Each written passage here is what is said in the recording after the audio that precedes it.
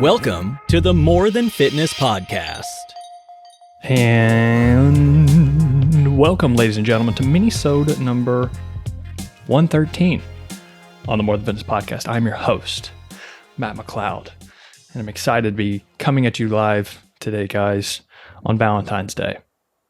So whether you're spending some time today with someone special, or you're spending some time with yourself, who you also think is special, I hope you're having a great day, no matter how short or long into the future you may be listening to this. But anyway, today's topic, we are going to discuss how long should you diet on a cut? So how long should a cutting phase be? I think that people who have this question are, one, often too far gone into the diet already. They've been dieting for a long time, and they're basically wondering, okay, this has taken me way too long. Maybe they've gone on and off their diet for weeks, months, sometimes even years. And so they're wondering, okay, how long should I actually be on this diet? And I think another camp falls into somebody who is maybe planning a fat loss phase coming up. Maybe you're about to cut for the summertime, and you want to know, how long should I make this cut?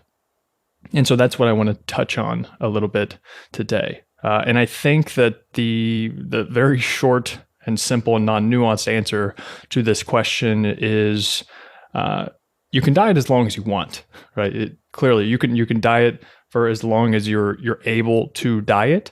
So there is no specific amount you, quote unquote, should diet.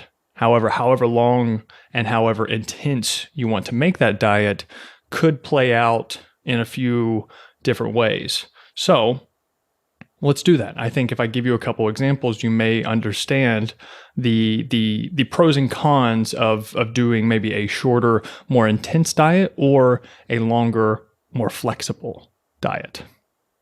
So let's start with a very aggressive diet or mini cut, right? This would be some type of aggressive fat loss phase, maybe in the, let's say, 4 to 8 week mark. And just as a little surprise here for you listeners, when I haven't announced this anywhere else, I have something very special in this avenue of aggressive fat loss coming up in the very near future. So I've got something new coming out, and I want you guys to start to get excited for that as we start to get into these warmer months. And there will be less clothing worn in places. Yes, 4 to 8 week aggressive fat loss phases. This is great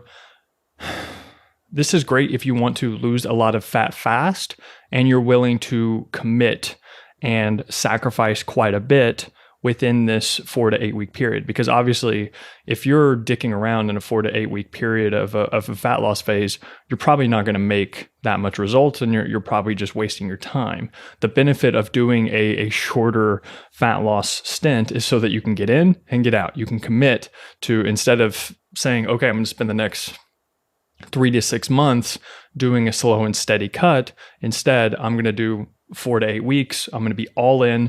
I'm going to try and lose quite a bit of fat fast, and then I will work my way out of it. The drawbacks with this are, one, is that typically the calorie deficit is pretty high. And so what can happen whenever you cut calories too quickly, if you aren't methodical and strategic by it, and especially if you don't know how to fuel your nutrition in a way that is appropriate for slashing calories very heavily, then you can run into some problems. You can't just, it's probably not a good idea to just take your current diet and then try and cut 600 to 1,000 calories from that diet and not change the way that you're eating. That's just going to lead you very hungry and miserable and tired. And that's kind of the main cons of a very short, aggressive fat loss stint, is that whenever you do a big calorie deficit, you risk losing some muscle mass. You also risk having more crazy like cravings and hunger, and your hormones can kind of, it's still safe. Whenever I say your hormones can change more quickly or react more sporadically whenever you have a large deficit. It's still normal and it's still safe. However, it's more intense because the deficit is larger. And so that's just something that you have to be ready for. More hunger, more cravings. You're probably going to be kind of tired. You're going to feel flat. You're going to feel smaller and not look as good because you are cutting so many calories. And mentally, there's some trade-offs there because you can look worse in the beginning of that because you've lost a lot of glycogen and water and things. But then as time goes on, then you start losing more fat, and that can be motivating in itself. But if you do a 4 to 8 week aggressive diet, honestly, unless you have experience doing this, I would highly recommend you hire someone to do this or follow some sort of plan, which, like I said, I'll be coming out with something soon. So be on the lookout for that. The next scenario that can make sense is more of the traditional 8 to 12 week. This is still going to be somewhat of, especially on the lower end, closer to the 8 weeks, is going to still be a pretty aggressive fat loss phase. So an 8 to 12 week fat loss phase. And as you gain more weeks and extend the diet longer, the less all those effects that I just mentioned with the aggressive fat loss will be reduced. You won't lose as much fat as quickly. However, you'll have less hunger, less cravings. You have a lower risk of losing muscle mass during this time, and it's probably going to be a little bit more flexible.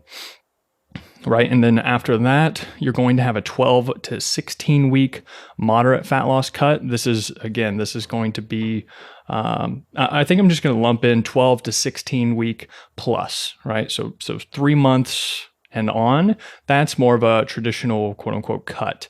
And that's where you can aim to lose about 1 pound per week, and you're going to be in great shape. I think that you can even potentially build some muscle whenever you're on a diet like this. You can build some strength if you do it appropriately, and then you can lose fat pretty steadily over time without too many side effects. The only downside is that it takes longer. But if this is kind of how I'm doing things right now. I'm doing a very flexible cut that I'm okay with lasting several months because I know on the weekends or something like that, filming this on Valentine's Day, I'm going to go enjoy a pasta dinner with wine and dessert, etc. Right? If I'm doing an aggressive fat loss in 4 to 8 weeks, that's probably not the move that I'm going to do, right? But if I have a more flexible cut, I'm going to take longer, but I'm going to enjoy myself a little bit more as time goes on. I won't lose fat as quickly, and I'm okay with that. Another aspect, another very important aspect that will determine how long the length of your diet is going to be metabolic adaptation. And metabolic adaptation, put very simply, is your body's way of basically just adapting to eating less food, right? You eat less food, our body needs the energy. So what's going to happen is it's going to slow down your metabolism. It doesn't make sense whenever you're not eating as much food to speed up your metabolism or to try and burn through calories more quickly, because since we're taking in less, evolutionary wise, like our bodies are going to try to slow down all the mechanisms and processes in our bodies so that we can hold on to as much energy as possible. And for example, increasing your hunger. That's why these things happen whenever you start to diet, is because your body is trying to force you to eat. You get hungrier. It's going to make you move less. So your NEAT, your non-exercise activity thermogenesis. If you're normally sitting at your desk or something and you're bouncing your leg or tapping your pen or something like that, those little fidgets and movements, your body is going to subconsciously stop doing those, because while it is very small, it's still trying to save as much energy as possible. And so these little things, that's what happens with metabolic adaptation. So just because you lose fat on, let's say 2,000 calories is a calorie deficit for you in the beginning of the diet, right? So you can start losing fat on 2,000 calories, but then eventually your body is going to adapt on those calories, and 2,000 calories is now going to be your weight maintenance level. So you're now not going to be able to lose fat on 2,000 calories anymore, and you have to reduce those calories even more to create another calorie deficit. So let's say now you have to drop down to 1,800 calories per day. And so, as you can see, there's going to be a point where slashing calories, so if you start the diet at 2,000 calories and then 6 months go by and now you're at 1,500 calories, well, then maybe 1,500 calories is too little for you. You find that you keep slipping up on your diet, you feel hungry all the time, you're tired, you're cold, you're grumpy, and you simply don't want to do that anymore. And so I think that you're going to have to keep restricting further and further the further you go into a diet. And this typically happens the more fat that you have to lose. And so that will be the indicator of how long the diet can be. So it's basically the diet can be as long as you want it to be, as long as you can still adhere to it and not be miserable, right? I think that's kind of the take home point here. So to answer the question of how long you should diet, I would consider how long you want to diet based on how much you're willing to sacrifice.